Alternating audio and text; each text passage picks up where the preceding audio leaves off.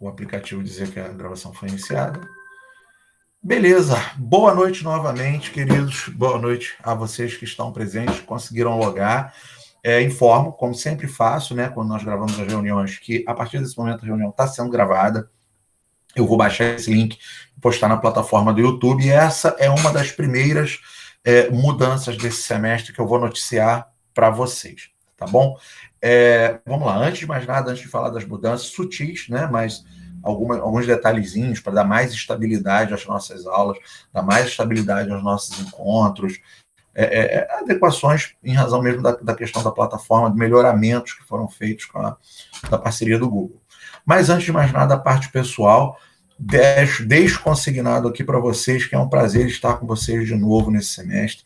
Uma disciplinazinha só no turno da noite, 2 tempinhos aí com vocês, mas a satisfação que é estar com vocês num ambiente acadêmico onde eu tenho total liberdade de cátedra, total liberdade de conversar com vocês a realidade da técnica da disciplina que nós vamos tratar, a realidade prática, e também fazer aquele partezinho no final, né, aquele sejamos francos, que nós habituamos a chamar de agir comunicativo habermasiano, né? Vamos falar a realidade, sem estratégias, sem desvios.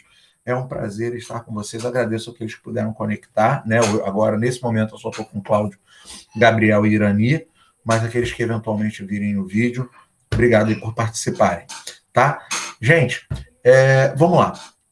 Nossa disciplina esse semestre será a disciplina de processo penal 1. Eu acho que todos sabem, e não é segredo para ninguém, que é uma das disciplinas do currículo que eu mais gosto, tá? É uma das disciplinas que eu tenho maior aderência acadêmica, a matéria que eu trabalhei, né, militei ativamente na área penal eu sou advogado desde o início de 2004, né? Então, eu agora perdi, não fiz as contas, acho que em 2009 fez 15, 20, estou indo para 17, isso, 16, 17 anos de advocacia, dos quais eu trabalhei 10 anos direto com a área penal, auxiliando em outras áreas também. Então, eu gosto muito de processo penal, acho, né, que vai ser nem aula, né, vai ser um bate-papo mais divertido, mais fluido, né, vão ser noites bem bacanas, tá? Dentro disso, vamos lá, para eu organizar aqui minha pauta. Primeiro eu quero falar com vocês de plataforma. Vamos continuar, em princípio, com essa modalidade remota. Nós aqui na Gami Souza não temos ainda previsão para retorno presencial, tá? Previsão oficial para retorno presencial. É claro que, a depender do ritmo da vacinação, das políticas públicas que forem estabelecidas pelo município do Rio de Janeiro e autorizações que, eventualmente, a Secretaria de Saúde e de Educação derem para as unidades de ensino voltarem a funcionar, serão levadas a efeito e à consideração dos administradores da faculdade, que vão adotar posição mais adequada aos interesses dos alunos, tanto na questão de saúde quanto, né, nas questões acadêmicas, até aí tranquilo. Mas essa é a formalidade.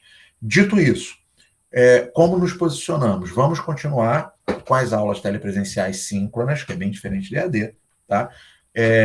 Aula telepresencial síncrona por motivos pandêmicos. E vamos continuar usando a plataforma do Google. Eu já estava utilizando, no semestre passado, o meu e-mail institucional para dar as aulas, né, para poder gerar as reuniões pelo link do Google Meeting e abrir as salas de aula pelo meu... era um e-mail pessoal que eu criei bem no iniciozinho da pandemia para poder falar com vocês. E aí já tinha criado as salas de aula por ali. Esse semestre criei as salas de aula por dentro do meu e-mail institucional também, tá? Então, na prática, para vocês não vão sentir muito essa diferença, a não ser na hora de buscar os vídeos, na hora de procurar lá os seus links. Dito isso, eu quero aqui compartilhar a tela. O layout mudou um pouquinho, mas as funcionalidades são semelhantes. Beleza, daqui a pouco vai rolar aquele compartilhamento de tela que nós já estamos acostumados. O Google me dando um esporro que é para não fazer efeito infinito, mas eu adoro fazer isso, acho que vocês não se incomodam, porque o efeito infinito é isso, né? Eu estou compartilhando a tela, estou me vendo aqui 500 vezes, né? O tal do efeito infinito, mas eu acho que a gente se comunica bem legal assim. Vamos lá. Esse ambiente aqui que vocês estão vendo é um Google Chrome normal, tá? Vocês vão ter, eventualmente, vão passar aí por isso também, né? Uma possibilidade de se criar um e-mail institucional para vocês, vai conversar sobre isso. Mas está aqui, estou logado no profleomonteiro@gamisouza.com. Por que eu estou mostrando isso? Estou deixando gravadinho, depois você pode pausar, vou colocar ali no chat para você dar o Ctrl+C, Ctrl+V e anotar aí consigo. Por quê? Meu e-mail institucional até semestre passado era o profleonardomonteiro@gamisouza.com. E vocês eventualmente falavam comigo no pcleomonteiro27, né, @gmail.com. Então, a partir, né, desse semestre, toda a comunicação feita comigo, né, para os nossos, desculpa, estava botando aqui para não atrapalhar a gente, no silencioso, toda a comunicação feita com o professor Léo Monteiro será pelo profleomonteiro@gamisouza.com. É o meu e-mail institucional, é um e-mail auditável. Deus me livre e guarde. Léo internou, se licenciou, sumiu, ganhou na Mega Sena e foi embora. E você mandou uma prova, mandou um trabalho para mim, você pode mandar para esse e-mail e a prova não vai estar perdida. Algum gestor ou algum coordenador, alguém responsável pela parte acadêmica, vai conseguir acessar o e-mail e resgatar os seus trabalhos. Então, é um canal muito mais seguro para a gente se comunicar, é um canal onde nós não vamos perder trabalho, onde os arquivos serão... Boa noite, Alexandre, bem-vindo! Onde será tudo acessado com maior facilidade, tem aquela carinha corporativa, né? Outra coisa, tá aqui, ó, na nossa Google Sala de Aula, não muda nada, tá? Não muda nada. Eu gerei aqui um link, confesso que cliquei nesse link hoje, que seria um link permanente, e ele não entrou. Eu vou estar pessoalmente na faculdade terça-feira, presencialmente, e vou procurar me informar se há algum bug, tá? Com o pessoal da informática. Mas vejam, vou dar uma clicadinha aqui, ó, que viu que abriu uma caixinha ali cinza, está vinculado ao meu e-mail institucional, profleomonteiro@gamisouza.com. Não tem o BR, tá? Só .com. Então, é um ambiente também auditável. É igualzinho aquilo tudo que nós fizemos até agora, só que todo realizado por dentro do sistema institucional, beleza? Dito isso, e tiveram outras questões, né, que o próprio Google mudou a política deles de realização das teleconferências. Deixa eu parar um pouquinho aqui esse compartilhamento de tela, beleza? E aí as reuniões pelo Google pessoal ficaram limitadas a somente 1 hora, e a maioria de vocês aqui, se não todos, fizeram disciplinas comigo semestre passado, sabe que às vezes eu libero um pouquinho mais cedo, mas normalmente falta hora no dia para gente. Nossos encontros terminam aí regularmente, o nosso horário de fechamento é 21h55, 21h50. Teve dia da gente até às 22h10, 22h15, porque o papo estava bom e todo mundo aceitou, né? E todo mundo, não, vamos continuar com a aula, que é o melhor que a gente faz, a aula está interessante. Perdão, gente, deixa eu fechar aqui, mesmo se for alguma coisa de trabalho, pode e deve aguardar, porque agora a prioridade é vocês, é de vocês. Então, é mais bacana, porque se nós precisarmos ficar meia hora em reunião, ou se nós precisarmos ficar 3 horas em reunião, 2 horas e meia, 2 horas, 1 hora e meia, sendo aberta a sala do meeting pelo e-mail institucional, nós vamos ficar quanto tempo nós precisarmos, sem que nos preocupemos com restrições de horário ou com queda de conexão. Então, nós vamos ter uma conexão mais estável, mais tranquilidade para trabalhar, além de muito mais espaço já que é uma conta corporativa, o espaço para postar vídeos e materiais para vocês. Não, eu falo mas todos os professores, tá? É o espaço infinito, pelo menos pelos que passaram para a gente, né? Que a gente pode postar material do tamanho que a gente quiser e dar um pouquinho mais de liberdade para a gente trabalhar, tá bom? Vamos lá. Com relação ao conteúdo, comecei falando que nossa disciplina para esse semestre é a disciplina de Processo Penal 1. E qual é o conteúdo da disciplina de Processo Penal 1? Boa noite, Débora, bem-vinda. Prazer revê-la. Boa noite, professor. Boa noite a todos. Boa noite, querido. Prazer.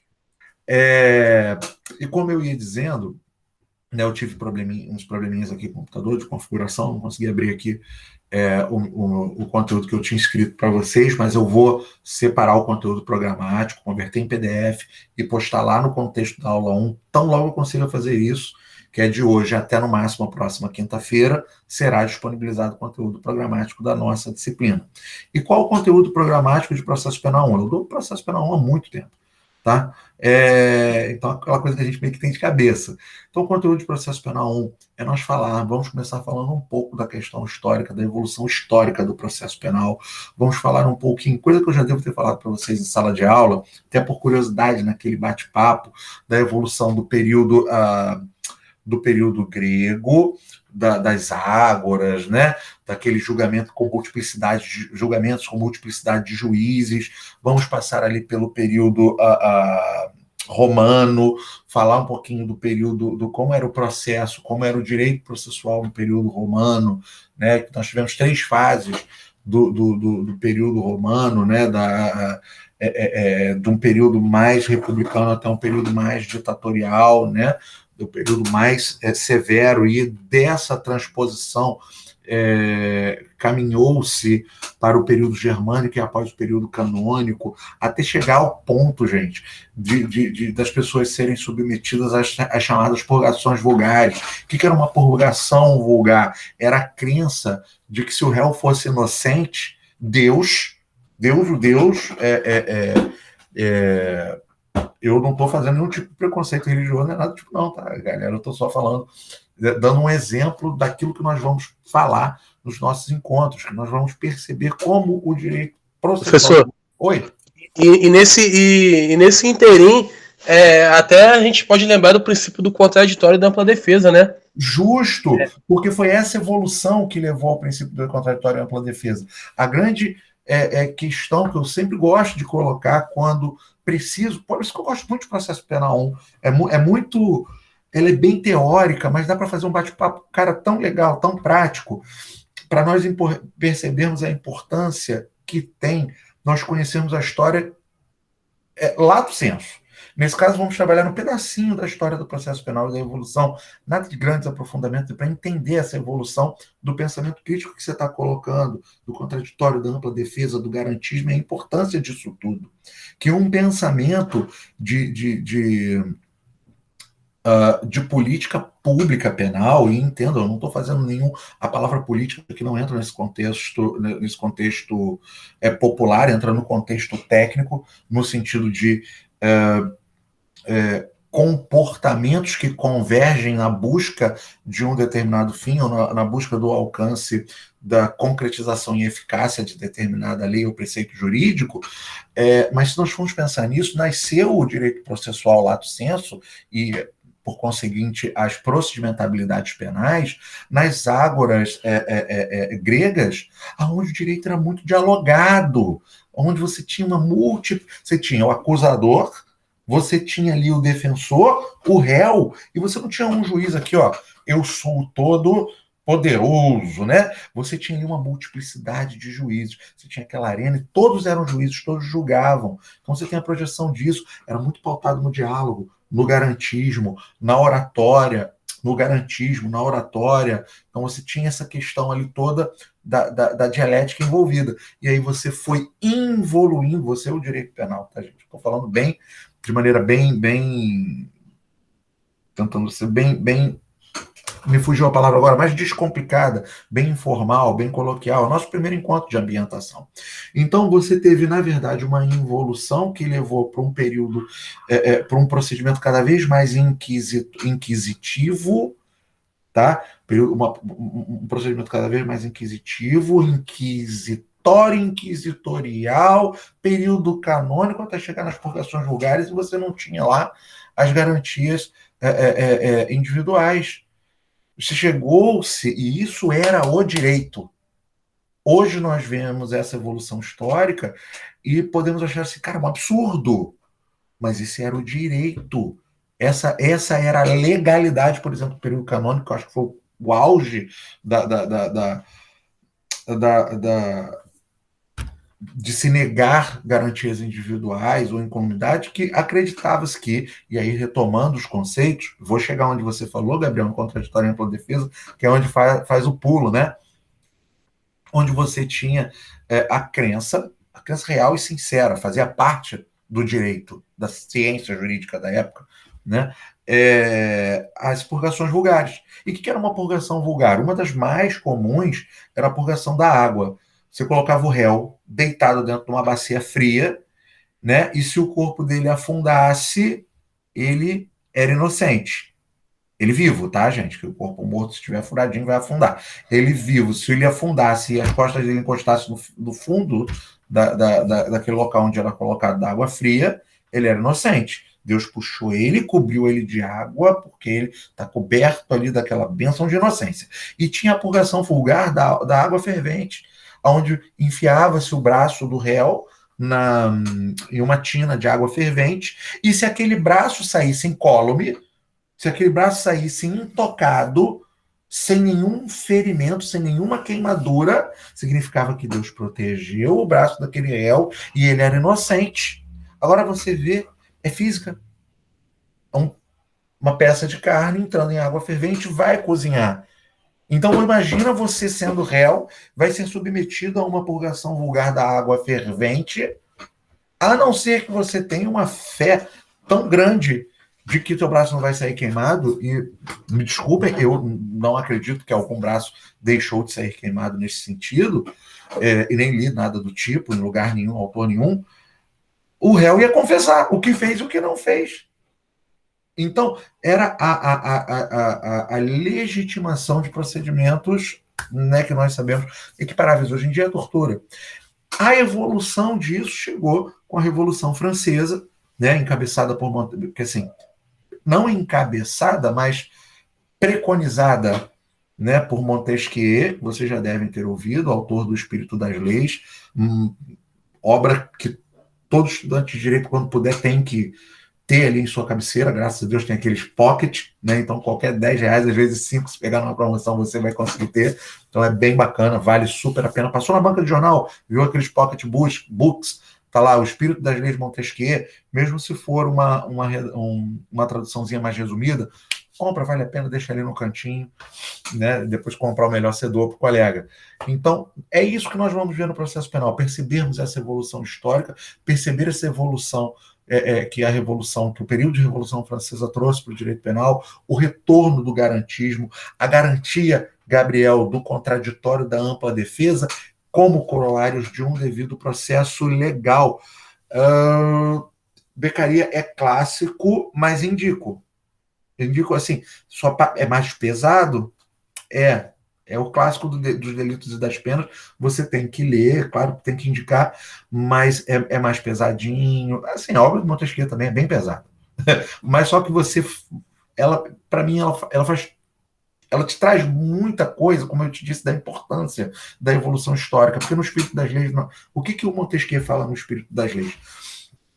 Ele fala das qualidades e dos defeitos dos tipos de governo.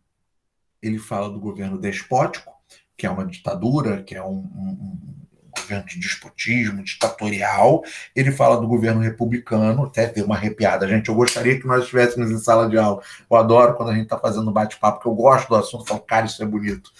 E tínhamos aquele governo, o Montesquieu fala do governo republicano, o governo do povo, da res pública, da coisa pública, onde os interesses do povo, da maioria de um modo geral, devem ser preconizados, seriam preponderantes, e fala do governo monárquico, vocês conhecem, o governo de reis.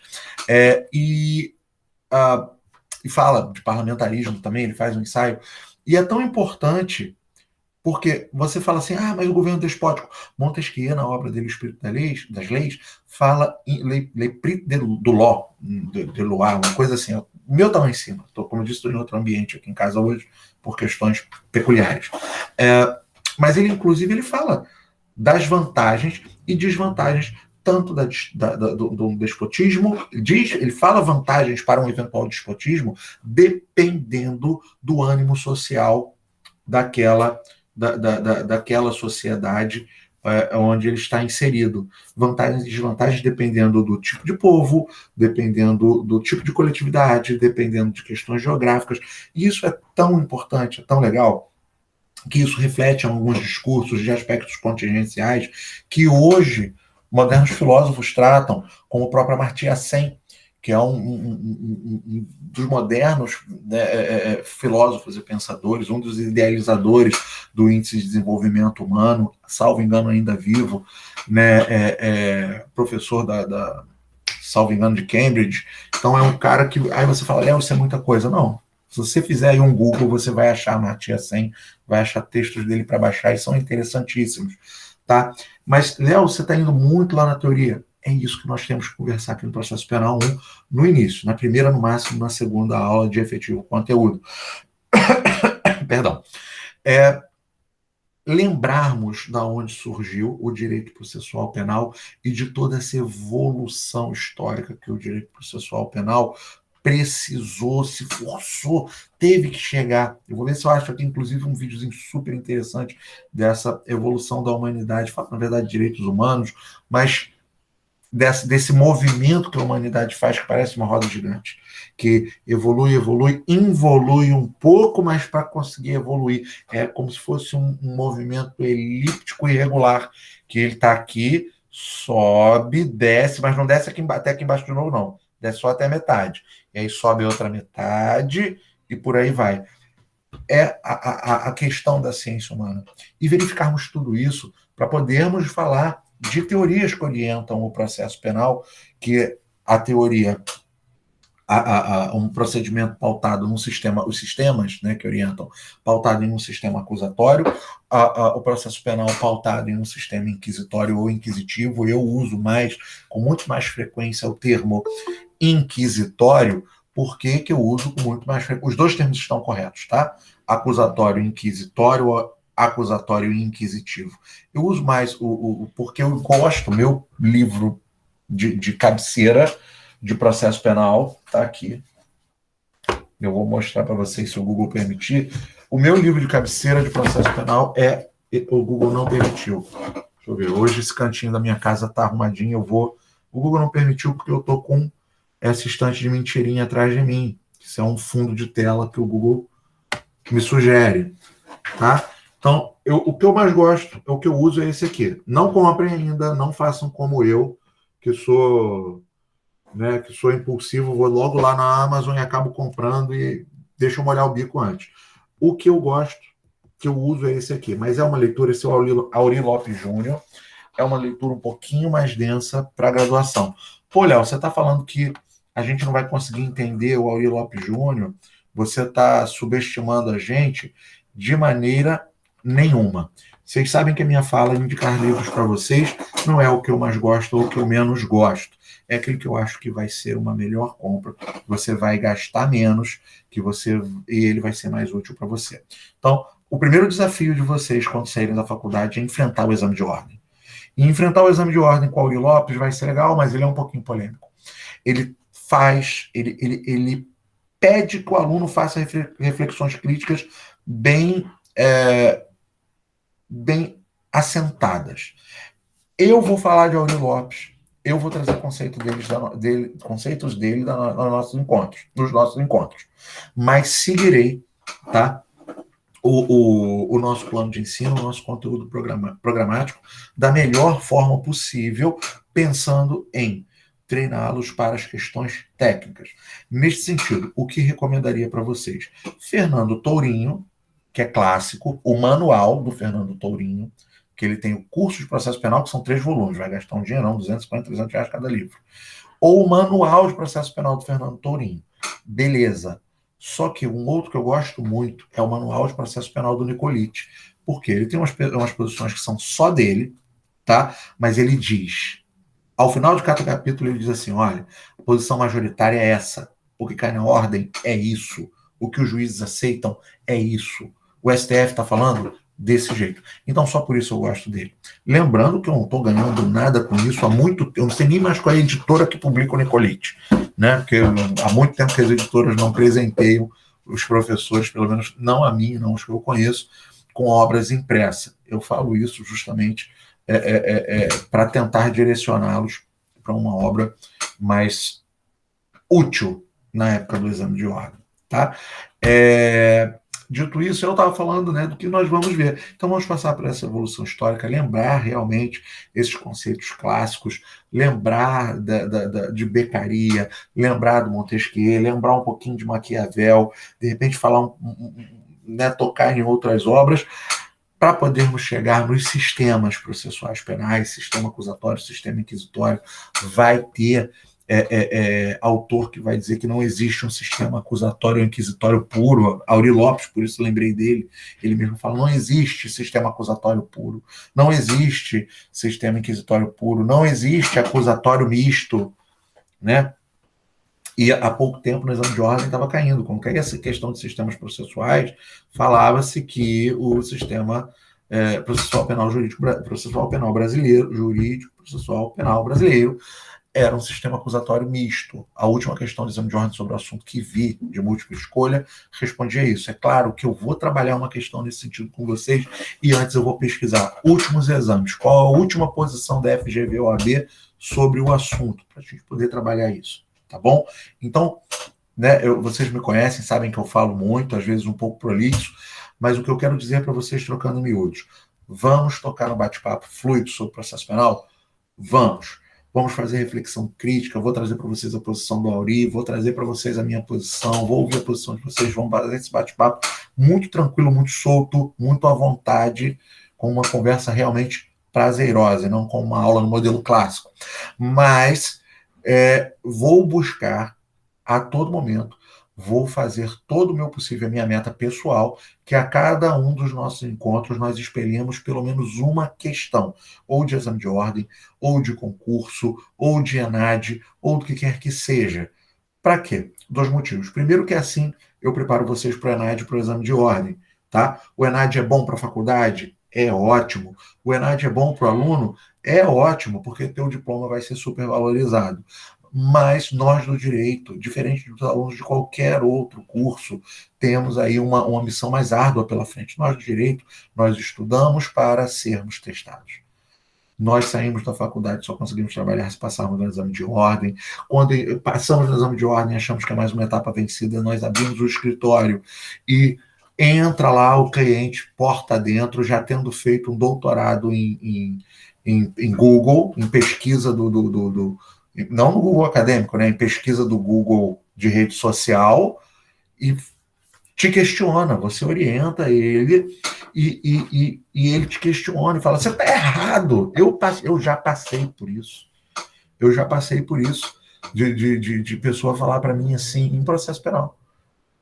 Fala assim, mas por que o doutor não vai fazer um recurso no sentido estrito dessa decisão de juizado especial? Porque não cabe. Aqui é outro procedimento, é um outro caminho que nós vamos adotar. Mas eu li, tá aqui no site do Jus Brasil. Olha, o cara foi até pesquisar no Jus Brasil. Eu sei que muitos de vocês também pesquisam, vamos ter só um pouquinho de cuidado quando a gente vê lá. Sempre bom pesquisar a fonte e as referências, tá? Eu vi aqui no site do Jus Brasil, né? Isso não está falando coisa certa, não. Eu falei, então tudo bem, vou fazer o seguinte. Esse processo não é um processo que me interessa mais, mas deixa eu te mostrar antes. Vamos ver aqui o site do Conselho Nacional de Justiça.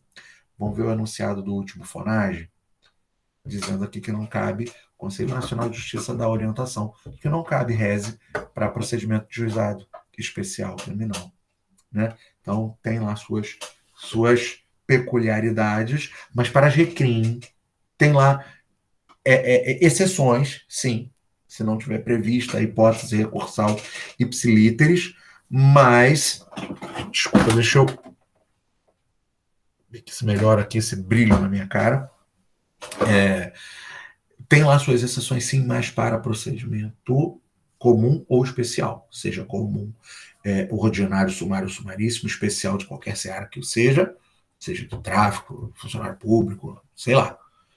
Mas é procedimento de GCRIM.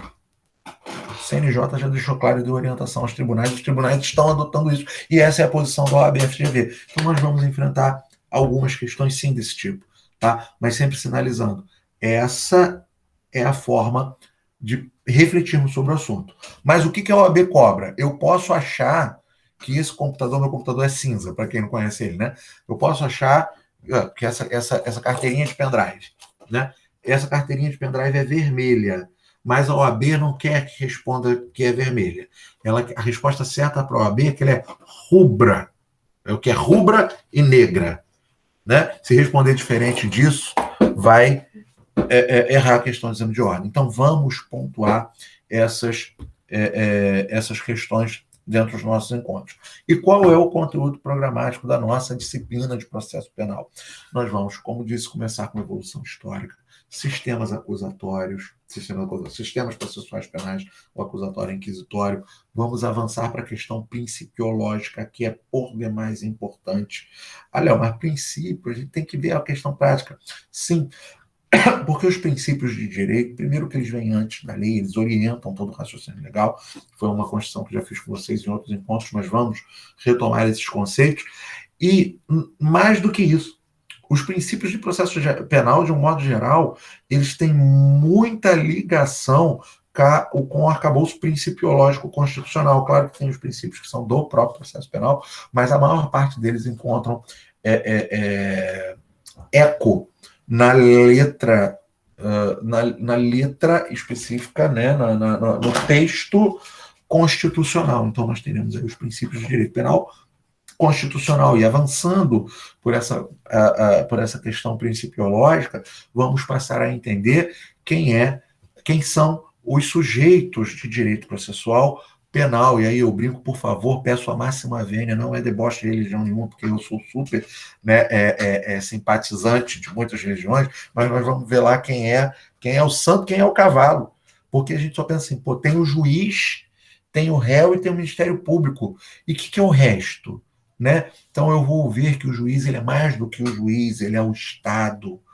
Artigo 92 da Constituição, o juiz é órgão, ele é o Estado. Então o magistrado é aquele sobre o qual vêm os poderes do Estado, certo? E é um sujeito de direito processual. Está lá o réu. E quem que é o réu? O réu é aquele que é representado pelo advogado. Então o advogado é aquele que recebe, né, todo o ânimos defensivo do réu. Só que o réu não sabe dizer tecnicamente aquilo que precisa ser dito para a sua defesa. Então, qual é a tua função como causídico criminal? É interpretar o ânimos defensivo do réu da melhor forma. E o mesmo acontece lá para o MP, que ele recebe o ânimos acusatório. Então, para cada sujeito de processo, eu tenho que olhar ele de duas formas. Então, é uma outra visão que nós devemos ter para o direito processual. Lembrando da técnica, lembrando de uma projeção, né, um lançar de luz, uma prismática prática, e sem fugir daquilo que interessa, né, que é exame de ordem. Aquele negócio assim, tudo bem, todo esse discurso, todo esse diálogo é muito bonito, é muito legal, é muito elegante, mas vamos para o que interessa. E exame de ordem? Ou melhor ainda, vamos para o que interessa? E minha prova? Se eu não tirar 7 contigo, eu vou ter que fazer processo penal de novo, meu Deus do céu. Né? Sabe-se lá se eu vou conseguir passar, se eu vou ter cabeça para isso no outro semestre. Calma, tá? Nossa prova, do jeito que o foi em todos os outros semestres, será pautada integralmente nos conteúdos que nós vamos abordar, que nós vamos dialogar. Vantagens e desvantagens desse período telepresencial síncrono. Desvantagens, está faltando calor humano, né? Está faltando aquele nosso bate-papo, aquela intensidade de sala de aula. Agora, vantagens, né? Eu particularmente poderia trabalhar todos os nossos encontros como estou trabalhando hoje, sem nenhum material de apoio, só como se fosse sala de aula mesmo, né? Aquele bate-papo, aquela fala intensa. Mas eu, particularmente, vocês sabem, eu prefiro preparar os slides para poder roteirizar e documentar tudo aquilo que nós vamos falar. E a cada encontro, dentro do material que eu preparar escrito e que vou compartilhar com vocês pelo Classroom, vai ter ali um conteúdo, uma questão, uma coisinha que você vai saber, né, que é aquele bizuzinho para a prova. Eu dou durante a aula, falo, bizuzinho para a prova, anota no cantinho. Eu dou, sei lá, 15 bizus e tem 10 questões na prova. Então, um modelo que funcionou bem legal no semestre passado, né, independente de qualquer coisa, foi o modelo da realização de provas com a utilização da ferramenta do Google Forms. Devo utilizá-la. Em princípio, o meu planejamento é de uma prova B1 com 10 questões de múltipla escolha, cada uma valendo um ponto e todas pelo Forms. É bom porque eu consigo fazer uma vinculação imediata a cada um dos nossos encontros, a cada uma das nossas aulas, consigo documentar todo o material, você consegue fazer a prova com um pouquinho mais de tranquilidade no seu tempo, né, sem muitos atropelos, sem muitas dificuldades com material de informática, e o mais importante, no final, no primeiro minuto após o encerramento do prazo, eu já consigo levantar ali a planilha com as notas e fazer o lançamento das notas de vocês 10 minutos depois do encerramento do prazo. E todo mundo fica com a nota no sistema, tudo bonitinho, tudo redondinho, tudo ajeitadinho, tá? É claro que eu preciso esclarecer isso. Muitas vezes o colega procura nota ali na guia de notas das atividades do Classroom, lembrando que o ambiente correto, né, o ambiente adequado para o lançamento das notas de vocês, a informação oficial dos graus atribuídos a cada uma das disciplinas é o portal da faculdade, né, o Escola 1 /GS, escola1.info/GS, que é o portal acadêmico de vocês. Então, atualizem suas senhas. Se a senha estiver travada, faz contato lá com a Fabi, faz contato com a Aline para conseguir um reboot aí da senha. Eu estou na faculdade toda terça, com certeza, estou presencialmente junto com o Mendite, e às vezes quinta, às vezes quarta, às vezes segunda, a depender da necessidade do desenvolver dos trabalhos, mas sempre terça. Terça é certo. Meu outro dia na faculdade sempre depende da necessidade de desenvolver das atividades internas. Dito isso, gente, eu acho que alguns ainda não sabem, mas por enquanto, né, eu estou como auxiliar do professor Carlos Mendite, como coordenador de extensão e pesquisa, auxiliando os trabalhos do nosso coordenador Mendite. E por que eu estou falando isso? Né? Léo, já está pouco. Não é isso. É porque dentro dessa função uma das minhas atribuições é auxiliá-lo desenvolvendo atividades, oferecendo atividades para os alunos. A advogada Dora testemunha, estou vendo que o seu Eliezer está aqui conectado, ele inclusive participou presencialmente de uma atividade oferecida no semestre passado, uma palestra. Eu tive um público muito reduzido lá, presencial, que tem que ser reduzido por causa da pandemia, mas também fizemos o espelhamento online. Por que eu estou falando isso com vocês? Estamos trabalhando no sentido de oferecermos cursos de extensão 100% online e possivelmente 100% gratuitos, tá? Para todos os alunos do curso. Então, mas mais um troço, Léo. Cara, um negócio que em tudo quanto é lugar. Você paga uma inscriçãozinha de R$50 pelo curso inteiro. É pouquinho, R$50, Léo. R$50 eu gasto quando eu vou para o bar ver o jogo.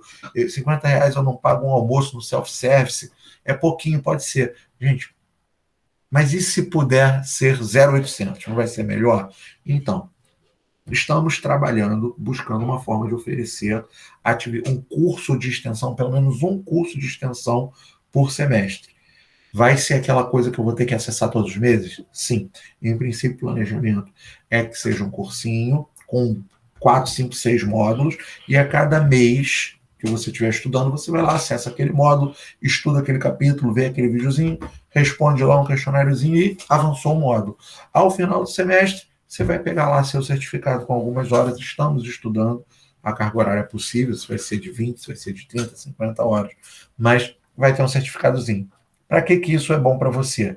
Você vai fazer vai rapidinho fazer a tua carga horária de atividade complementar, vai rapidinho conseguir fazer a tua carga horária de estágio, e vamos buscar aí cursos que complementem, se não a minha fala, a fala de outros professores. Então, vai ser importante também agregar sugestões de vocês nesse sentido. Bom, voltando para o conteúdo, aí eu vou falar da questão principiológica, vamos falar sobre os sujeitos de processo, vamos falar sobre a ação penal, né, propriamente dita, sobre inquérito, muito importante.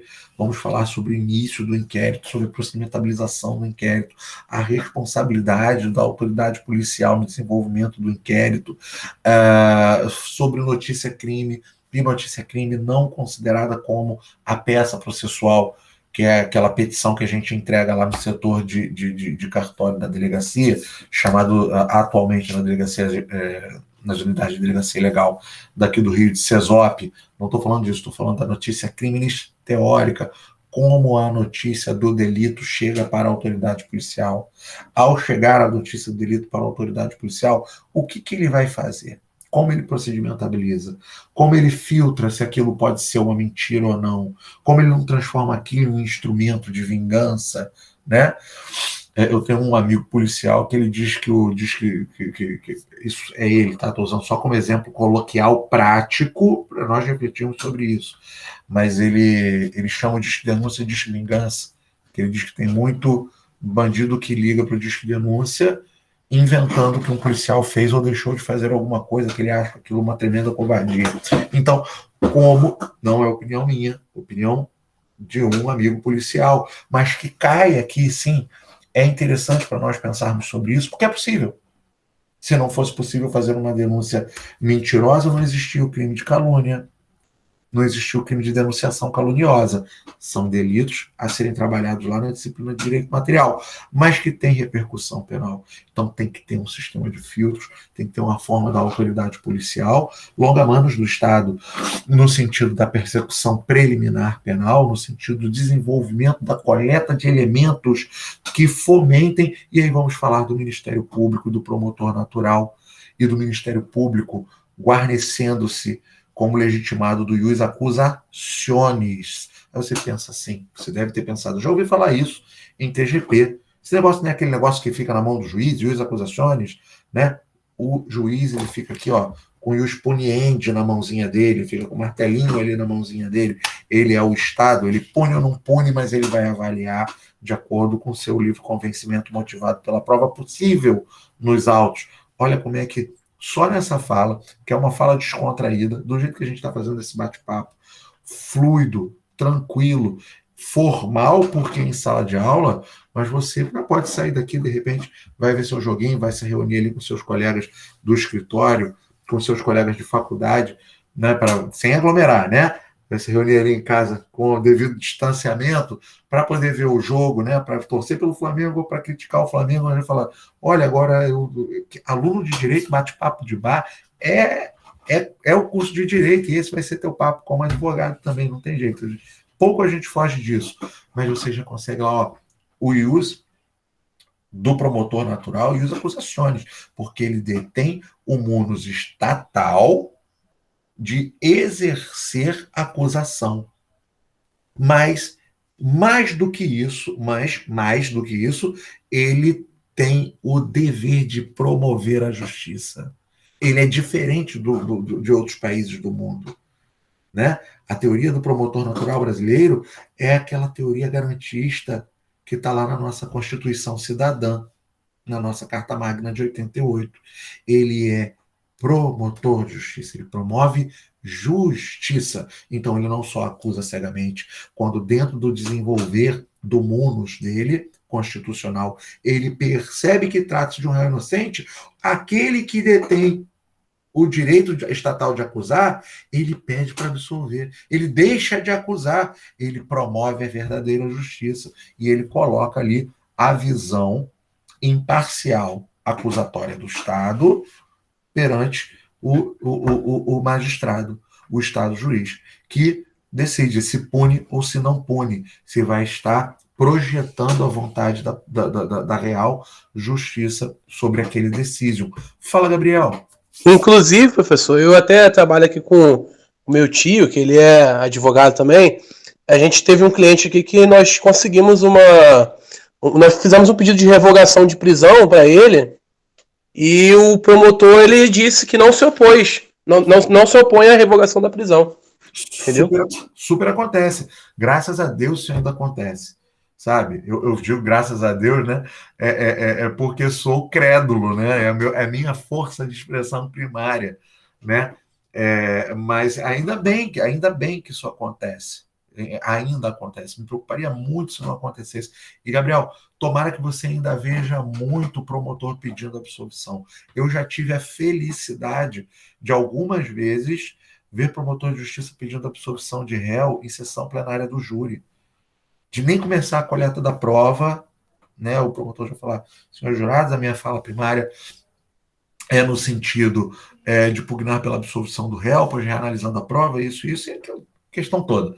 Né? Mas já vi isso acontecer, já vi procurador de auditoria de justiça militar, na hora da sustentação oral, porque tem 2 momentos ali no processo militar clássico, das alegações finais. Há um momento das alegações escritas e depois é marcada uma audiência para sustentação oral das razões finais. E já vi uma procuradora ir ao encontro às alegações finais escritas ao seu antecessor, pugnando oralmente pela absolvição daquele acusado. Foi um troço bonito a beça de se ver. Então, são questões bem teóricas, mas que nós vamos ter a oportunidade de trabalhar durante esse semestre.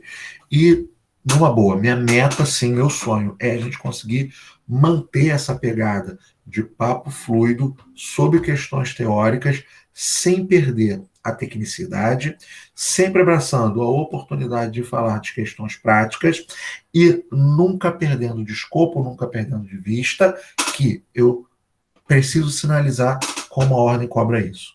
Independente se a posição que a ordem estiver cobrando, se é boa, se é ruim, se é a minha, se não é a minha, se é do Auri Lopes, se é do Nicolite, se é do Torinho, se é do Capês, não importa se coaduna ao meu autor preferido ou não.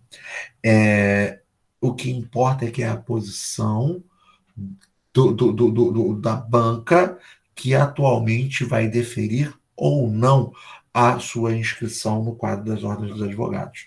Então você vai ter aquela convicção pessoal, mas aquilo que você sabe que lá na prova está sendo cobrado de outra forma. Beleza, responde a prova, passa na prova e depois coloca as tuas convicções técnicas como profissional no papel e as defenda, porque é só dessa forma que nós mudamos a jurisprudência. Ah, mas tem súmula vinculante, tem isso, tem aquilo, tem a posição do STF. Luta contra a posição do STF. Vai até o STF, faz teu recurso extraordinário, suscita aquele acórdão que é contrário ao teu posicionamento e faça uma argumentação pautada em doutrina, pautada em jurisprudência comparada, pautada nos costumes, pautada em filosofia, pautada em princípios de direito, que busquem contrariar aquela posição eventualmente consolidada pela Suprema Corte ou eventualmente consolidada pela Corte Superior ou STJ. Porque é só dessa forma que você vai mudar o posicionamento deles. Imagina que você é o cara que numa sessão plenária fez com que um ministro dissesse: mudo, minha posição outrora era uma, hoje passou a ser outra, mudo meu posicionamento, revejo meu voto. Bom, há pouco tempo nós vimos isso na prática. Não vamos trazer à baila qual o caso, qual deixou de ser o caso, para não estar fazendo nenhum tipo, né, de enraizamento político. Vamos afastar esse tipo de coisa, esse tipo de diálogo passional, sempre que possível, dos nossos encontros.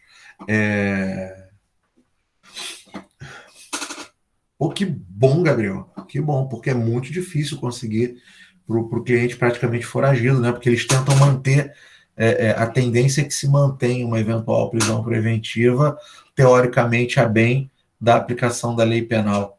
Mas ainda bem que conseguiu. Fico muito feliz por essa notícia que você me dá, porque eu já tive casos onde eu não posso provar, mas eu senti, né? E aí, como você sentiu, Léo? Então vamos falar uma coisa bem emocional, tá? Vamos permitir ser um pouquinho parcial, emocional, né? Até mesmo espiritual. Mas sabe quando você sente que naquele processo rolou até um racismozinho? E aí a gente não precisa falar nem em que estado foi isso, nem em que contexto, mas você sente assim, não foi nem só preconceito, isso daí tá com jeito de racismo, pode até não ser, mas já vi E isso é triste, isso me doeu muito. Isso eu posso confessar para vocês. Me doeu tanto de eu entrar no carro e me dar vontade de chorar. Se não de raiva, de pena do meu defendido. Mas o que você pode fazer? Por isso que eu sempre falo, a alma do processo, não digo a alma do processo, porque a alma do processo é a prova, mas o diferencial do advogado é o recurso. Mas recurso é tema de processo penal 2, tá? Então, galera, basicamente essa vai ser a nossa esteira, vai ser trabalhar processo, vai ser trabalhar questões gerais do direito processual penal, trabalhar questões procedimentais, trabalharmos as comunicações judiciais, toda a teoria do desenvolvimento da persecução penal e seus novos procedimentos. Vamos tocar um pouquinho, eventualmente, no pacote anticrimes, tá? E sempre lembrando de tratarmos dos assuntos em 3 eixos. Eixo técnico-doutrinário, eixo prático, eventualmente jurisprudencial, e o eixo examinatório, que, em outras palavras, como a ordem cobra isso? O que a ordem fala sobre isso? O que os concursos falam sobre isso? Que geralmente a posição de concurso é a mesma posição da banca instituída para aplicar o exame de ordem. Tá bom? Então, galera, esse foi o nosso bate-papo de hoje. Eu vou encerrando a gravação. Assim que o aplicativozinho aqui do Google me enviar um e-mail automático para a caixa, minha caixa de e-mail do e-mail institucional, que eu mostrei para vocês no início do encontro, eu vou fazer o upload desse vídeo para o meu portal no YouTube. Mas não é mais aquele portal que vocês estavam acostumados, vai ser o meu portal do YouTube vinculado ao e-mail institucional. Mas o vídeo fica salvo aqui no computador, não se preocupem, tá? Eu crio uma pastinha aqui, aula 1, dia 5/8, mas faço o upload para a minha página do YouTube vinculada ao e-mail institucional e vinculo o vídeo lá ao nosso Google Classroom. Então, você foi no Classroom, você consegue assistir o vídeo. Você foi no Classroom, copiou o link e mandou para o WhatsApp do teu colega vai assistir o vídeo no celular, no computador, na televisão, no TV Box, no Fire Stick da Amazon, vai onde ele quiser, ele vai conseguir ver, não importa se o celular é Xing Ling ou se é um celular, né, de um iPhone desses da vida, tá? Então, galera, a questão é essa. Eu vou encerrando aqui a gravação, mas faço, né? Fico à disposição de vocês por mais uns minutos. Mas antes de encerrar a gravação, quero renovar protestos de elevada estima e consideração. Em outras palavras, ratificar o prazer que é poder estar mais um semestre trabalhando com vocês e, sim, puxando a sardinha para a nossa instituição, nessa casa onde nós temos toda a liberdade de cátedra, de falarmos sobre o conteúdo da disciplina da maneira que acharmos mais adequada, mais à vontade, que privilegie mais esse processo andragógico de ensino e aprendizagem estabelecido com vocês. Tá bom? Galera, é isso aí, uma boa noite, mas ainda não é o último final. Uma excelente noite para vocês, até o próximo encontro. Estou encerrando o link, mas fico uns minutinhos ainda depois que eu avisar que o link encerrou, tá bom? Até mais! Valeu, professor. Tamo junto.